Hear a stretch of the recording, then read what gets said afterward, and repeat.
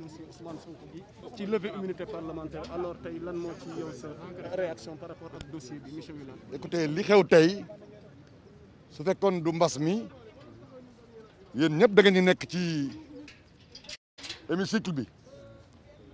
sénégalais sax bu leen neexee dinañ ñëw fekke ko kon fi ñu toll en tant que représentation nationale li xew rek la ñu war a wax ñu ngi ci procédure am na lu xew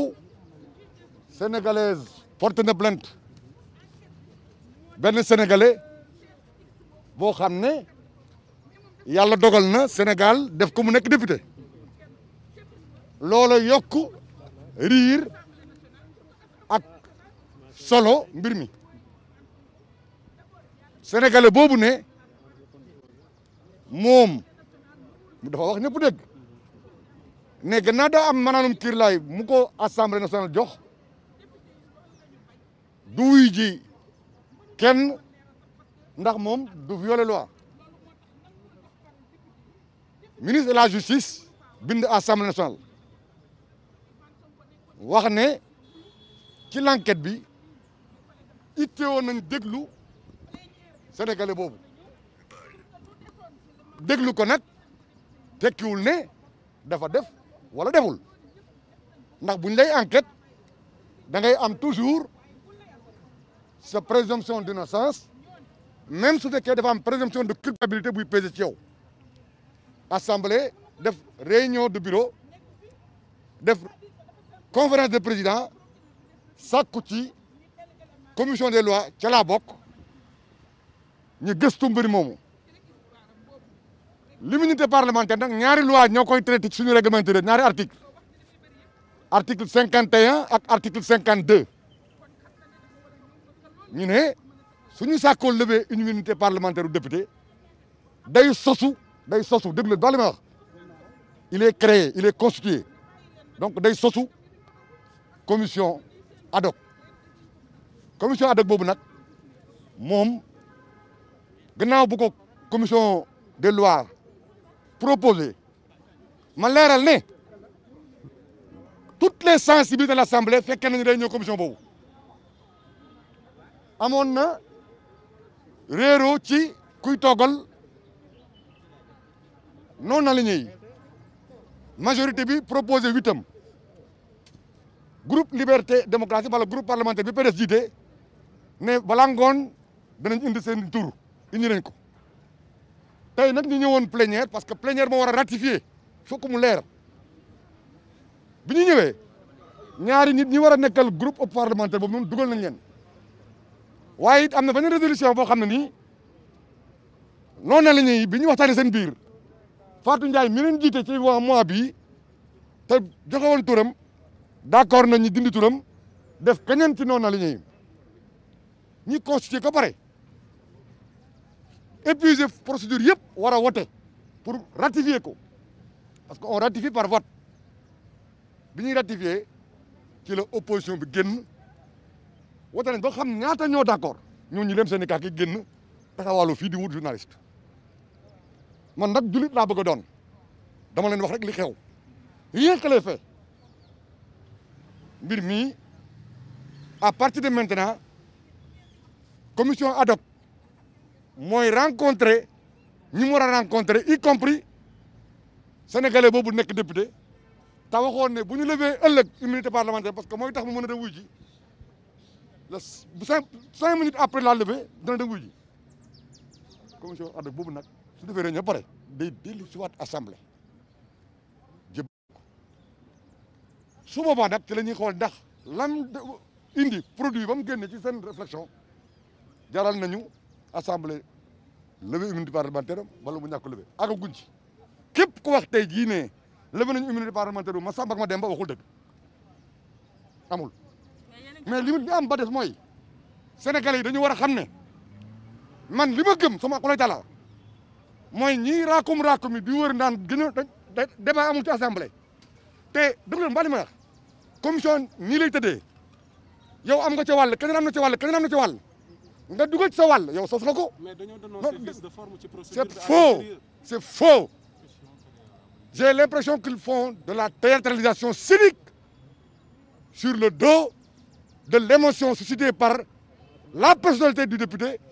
et l'ampleur des soutiens qu'il a. seen gedd avant vote bi la wala après vote bi la. bi ñu wotee ba wàññi quels sont ceux qui sont pour ñu wàññi mu weesu 100 et quelque ñoom ay 15 17 matuñ ko ci lañ bëgg seen bagage génn mais avant ça avant ñu voté ba déglu ma la on voté pour ratifier la composition consensuelle déglu baax la composition consensuellement élaborée par les sensibilités à l'Assemblée, la majorité, l'opposition parlementaire et l'opposition non alignée ñëpp joxe tur ma ne yow boo d'accord ci dara da nga joxe tur boo d'accord ci dara da nga joxe tur boo d'accord ci dara da nga bokk ci nga constitué. Il faut que mes collègues là aient du respect pour le mandat et l'institution qu'ils représentent, et du respect pour les Sénégalais et du respect pour ceux qui sont en situation, en l'occurrence notre collègue Ousmane Sonko. waaye ñoom ñu ngi doon ñaxtu ne joxoo leen temps pour ñoom tamit ñu exprimer wu. En toute chose li ma suñu constitution ñun règlement intérieur violé wuñu loi bi je répète que lever immunité parlementaire u nit du tuumaal ko jox nga ko chance pour mu dem setal boppam jox nga ko chance may ko layukaay pour mu dem jàkkaarloog ak koy enquête rek la du leneen. du leneen. li x bi ngeen bëgg a def ne mooy Ousmane Sonko ñoom loolu lañ d'accord. mu ne. ngeen x li ngeen bëgg a jël def ko Ousmane Sonko. non loolu ñun defuñu loolu déglu ma la bu baax président Moustapha Niass ak honorable présidente Diema Ndiaye Ba leeral nañu lettre boo xam ne procureur moo sàkku ne bi muy enquête daa soxla député bu ñuy wax Ousmane Sonko boobu la bëgg ñu level ko l'immunité parlementaire pour mun koo déglu. ñun lever immunité parlementaire lever immunité parlementaire tekkiwul ne Ousmane Sonko def na wala defut dañ ko may sañ-sañ ak possibilité mu dem bokk ci ñuy fexe ba dëgg feeñ dëgg nag mën naa nekk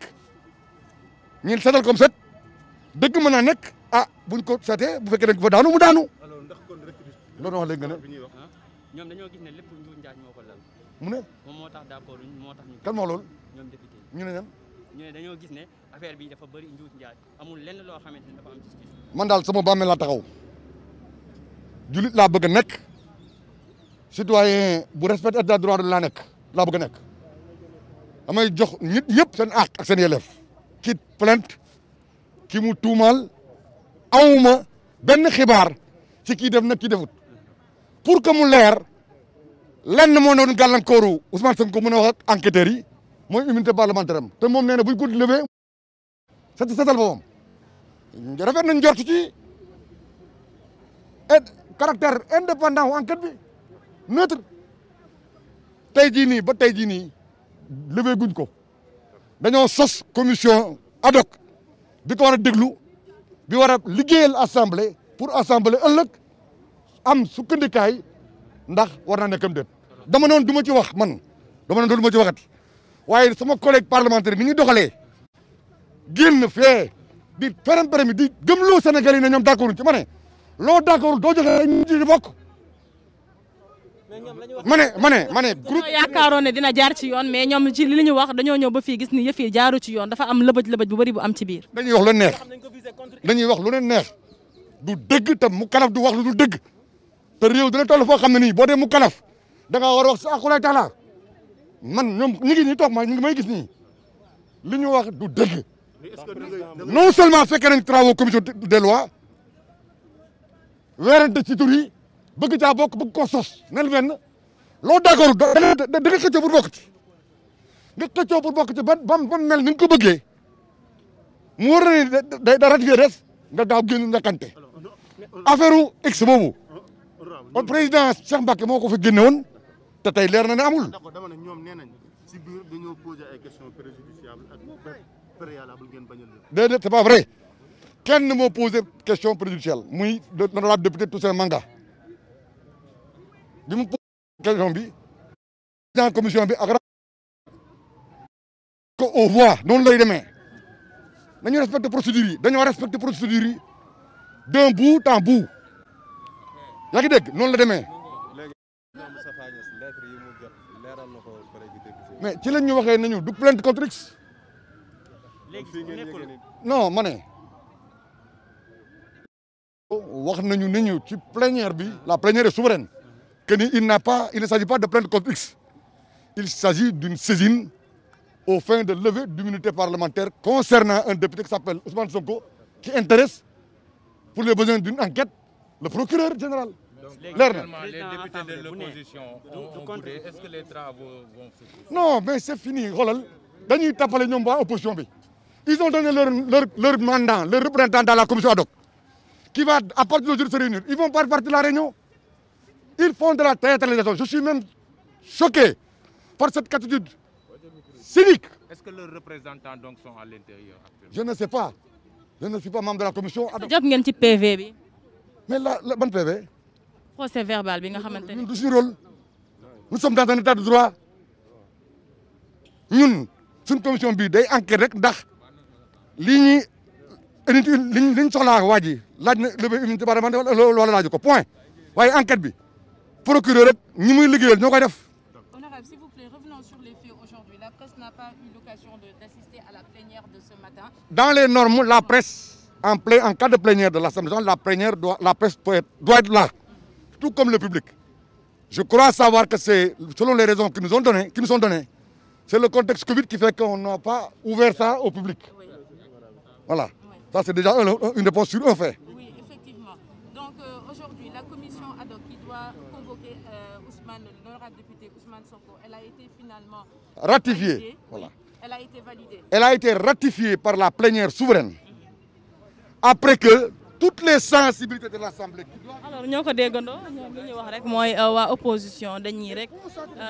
jéem leen jaxase ak ñi nga xamante ni mooy askanu Sénégal weddi na yooyu tuuma nga xamante ni boobu ba tey ñoom ñu ngi koy rek nakarlu alors ba tey ñu wëyal rek dékk suñu micro ñenn ci député yi nga xamante ni ñu ngi fii di joxe seen ay impression.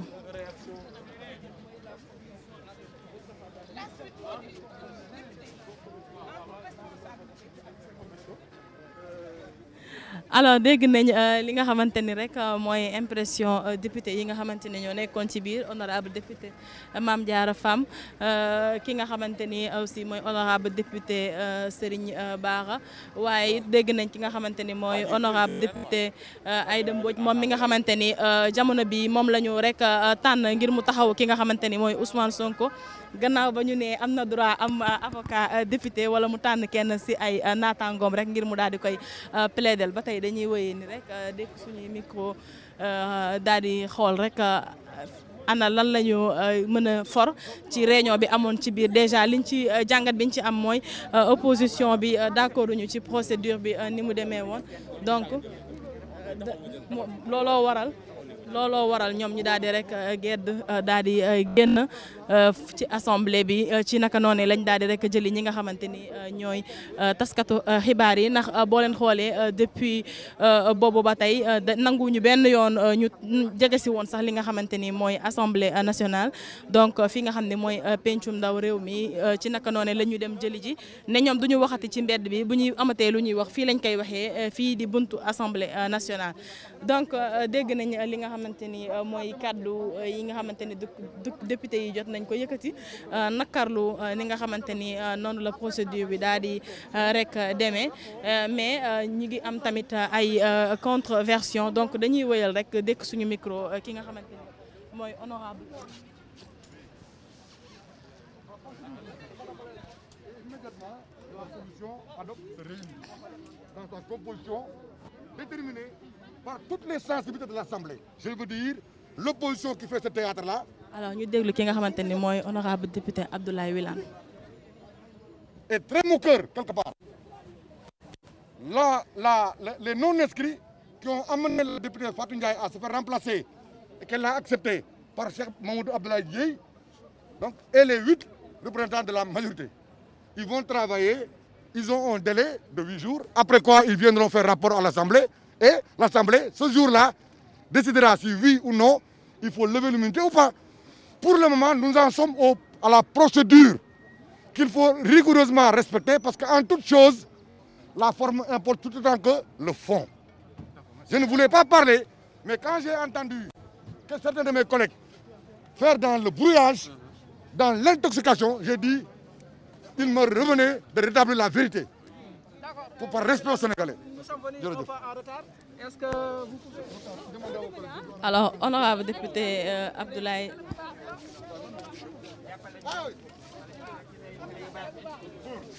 Donc ba tey en wolof ndax depuis sànq gis nañ discours am mu ngi koy def en français. Waaw.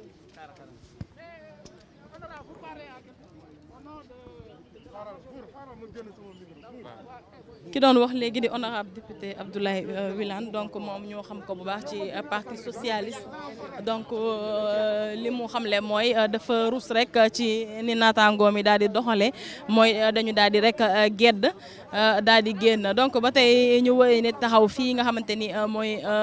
buntum peccu ndaw réew mi donc di assemblée nationale am na beneen député wala yeneen yuy ñëw ba tey ñu ngi nëga ni xaar dékk leen suñu micro gën a am leeral ci li jot a xew foofu li leer ba wóor mooy ñenn ci opposition bi ñoom génn nañu mer futu la ñu def ndax dañu jàpp ne rek respecté wuñu benn yoon li nga xamante ni mooy bile procédure waaye moom monsieur Wilane honorable député da koo weddi léegi ndax nee na boobu ba tey ñu ngi doxal li nga xamante ni mooy norme.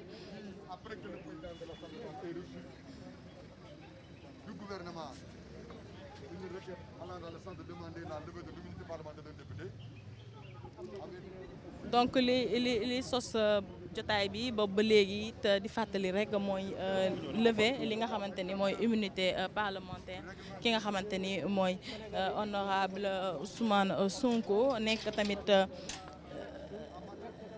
tamit njiital parti bii di Pastef.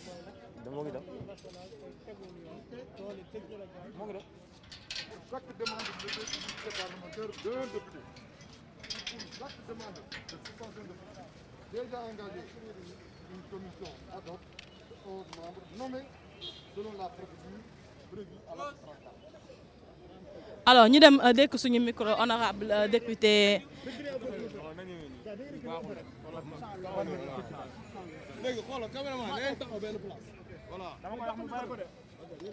Honorable. Député Néné Marième Kane de la majorité. Oui. mel ni dañoo jàpp ne salfaañi si wàllu procédure bi nga xamante ni moom lañ doon def par rapport ak commission ad hoc bi ñu mën a saytu li nga xamante ni moom moo nekk léegi immunité parlementaire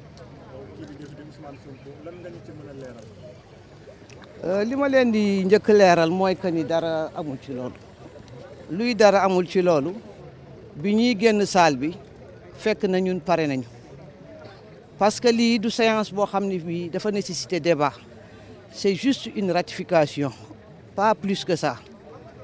Débat yi bu plénière bi ñëwee dinañu débattre mais ce n'était pas le moment. Donc au moment où il sortait, nous en avions déjà fini. Donc c'est ce qu'il faut retenir. Nous suivons la procédure et je pense que c'est la meilleure chose qui puisse arriver à monsieur Sonko, mooy que ñu éclaircir la vérité. Nous voulons le mettre dans les dispositions de pouvoir se justifier devant les Sénégalais et devant la justice. jàpp nañ ne procédure bi dafa am changement parce que plainte bi contre X moo ci nekkoon mais dañu xëy jékki-jékki ñu ne turu Ousmane Sonko apparaître ci. loolu dañ leen ko rapporter encore une fois de plus mënuñu ne plainte contre X parce que on est tous des députés mënoon na nekk man mënoon na nekk keneen loolu moo tax genn wul maanaa. C'est bel et bien écrit Ousmane Sonko, le président de l'Assemblée nationale, waxaat na ko ci biir bi ñu defee ces réclamations tout à l'heure. Il n'y a pas eu de changement dernière minute concernant l'équilibre du nom de Sonko? Non, jamais. Merci beaucoup. Alors Seydou ñu dem jël monsieur Wilane ndax internet yi defe naa boobu ba tey ñu ngi suivre. Ça aussi, ça participe d'une opération d'intoxication et de brouillage des pistes. Le président de l'Assemblée nationale et la présidente Dieye Mandiaye Ba nous ont indiqué en plénière, en lisant les documents qui émanent du gouvernement et du procureur donc, qu'il ne s'agit pas de plainte contre X. On a nommément demandé la levée de l'immunité parlementaire d'un député qui s'appelle Ousmane Sonko. Donc li ñu wax yëpp ay waxu tappale la waxu nasaxandang la L'immunité parlementaire concerne Ousmane Sonko, mais la plainte vise X. Mon cher, moi je suis député. Je ne reçois pas de plainte. D'accord, tënkal ñu ko ci wolof rek da nga gis ni ñoom li ñuy def nii. waaw tey dama li tax ma damaa ngi nii génn fekk samay collègues députés yi di wax naan yëf yi jaaru yoon nag dafa nangam man ne leen waxu leen dëgg parce que bi assemblée jotee lettre bu sàkku ci assemblée ñi lever immunité parlementaire député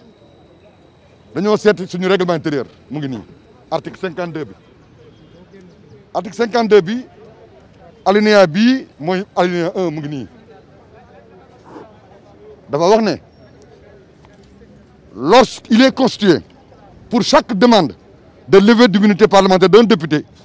ou pour chaque demande de suspension de poursuite déjà engagée, une commission ad hoc de 11 membres est nommée selon la procédure prévue à l'article 34.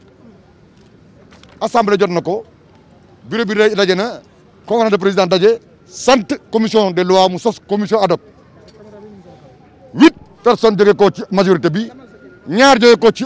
opposition PDS benn jóge ko ci non aligné yi proposé woon nañ ci njëlbeen ga Fatou Ndiaye diggante bi non aligné yi d'accord ne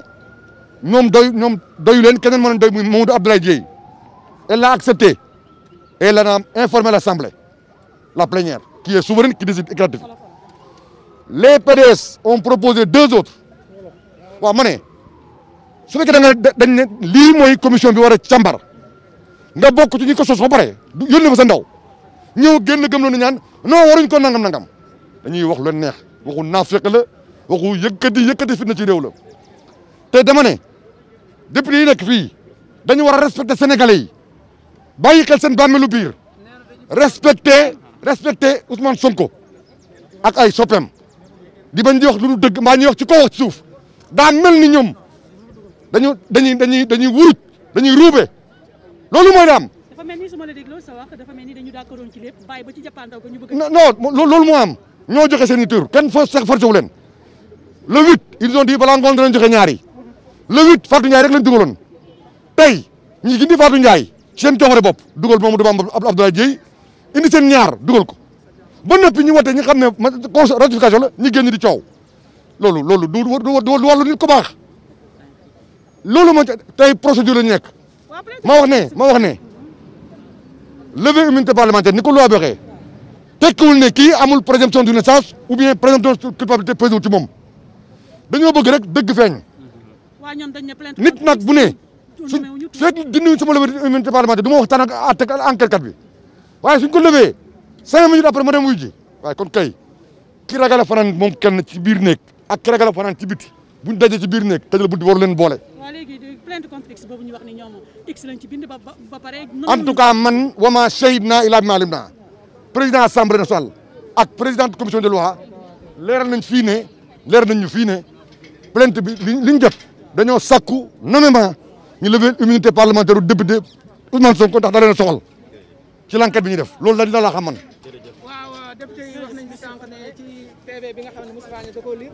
alors ñu dem recueillir rek li nga xamante ni moom la honorable député daal di andiwaat fii honorable ñu ngi lay nuyu. bon jëlee wuñ fa lu dul nekk ci yoon. dañ doon installer seulement comité ad hoc bi pour le moment. je n'ai rien à dire. seen naataangoo yi génn laata ngeen di pare jàpp ni yëf yi jaarul woon yoon noo ko gisee. ñoom mënuñu xam ndax jaar na yoon wala jaarul yoon parce que comme dañu war a installer benn comité laaj la nga joxe ñu la fa représenter je pense que d'accord nga ci li ñu war a def nit nag da ngay conséquent ak sa doxalin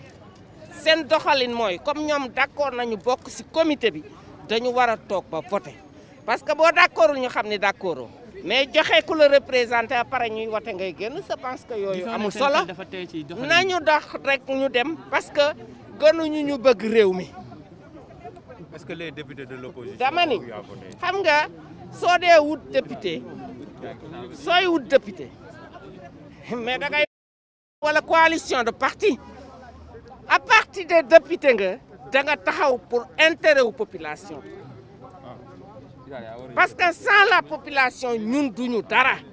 bu ñu gëm ni ñoom ñoo ñu gën a bëgg réew mi li gën a am solo tey mooy ñu dem ci sérénité wax ak réew mi lu ñu mën a dégg parce que foofu la ñu réew mi xaar. honorable li xaw ci biir nit ñi tamit doon na ci ñun kumpa ñu ngi def honorable député Moussa Diakhaté ndax version bi ñu am ci député opposition yi ak tey li ñu jot a leeral xaw na wuute lan moo. dama xamul lu ñu leen wax ñoom moo tax duma mën a wax ci li ñu wax. ñoom dañoo jàpp danoo gedd danoo mel na ni ñoom danoo génn bi ngeen di wéyale seen procédure parce que jàpp na ne il y a une injustice di am ci biir par rapport ak procédure bi ngeen tëral ngir lever immunité président Ousmane. ñoom bu fekkee ni dañu booy gedd da ngay gedd lépp sooy d'accord nga d'accord pour toog discuter bañ a def politique chaise vide ñoom dañu joxe ñaari nit ñu leen représenté les non inscrits joxe kenn ku leen représenté dañu war a toog voter dañu war a toog